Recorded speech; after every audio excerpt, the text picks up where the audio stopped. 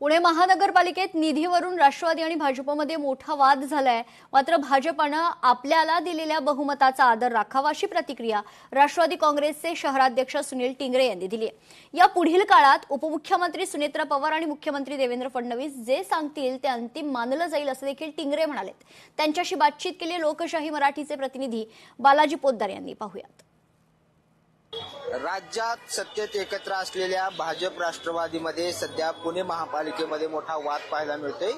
भाजपाकडून राष्ट्रवादीच्या 2 नगरसेवकांचं बजेट जे आहे ते शून्य करण्यात आलंय। त्यानंतर राष्ट्रवादी सुद्धा आक्रमक झाले। आज 3 वाजता त्यांची बैठक आहे। सुहास टिंगरे आणि अमोल बालवडकर या दोघांचा निधी शून्य केलाय। राष्ट्रवादीचे शहराध्यक्ष सुनील टिंगरे आपल्या सोबत आहेत।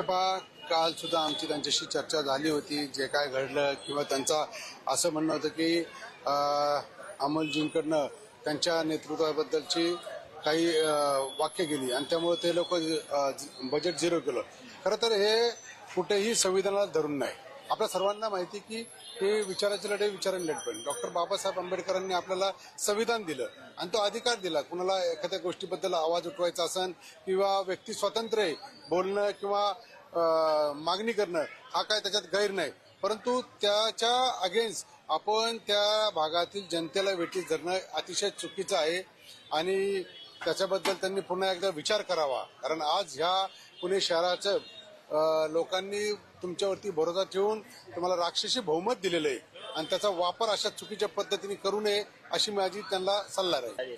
हे पहा, जर 100 कोटी रुपयाचा निधी दिला, तुम्हाला सर्वांना माहिती आहे त्या भागामध्ये ग्रामीण भाग जोडला गेलेला आहे आणि आज ते जर म्हणत असेल तर त्याचा अर्थ असा होतो का की राष्ट्रवादी काँग्रेसच्या नगरसेवक तिथे निवडून दिला म्हणून त्याचा निधी बाकीच्यांचा पण झिरो करणार का? मग तिथे बाकी 3 नगरसेवक आहे। अशा पद्धतीने उत्तर हे अपेक्षित नाही। तो अधिकार आहे त्या भागातल्या नागरिकांचा। जर्नलिस्ट तुषार ननावरेसह बालाजी पोद्दार, लोकशाही मराठी, पुणे।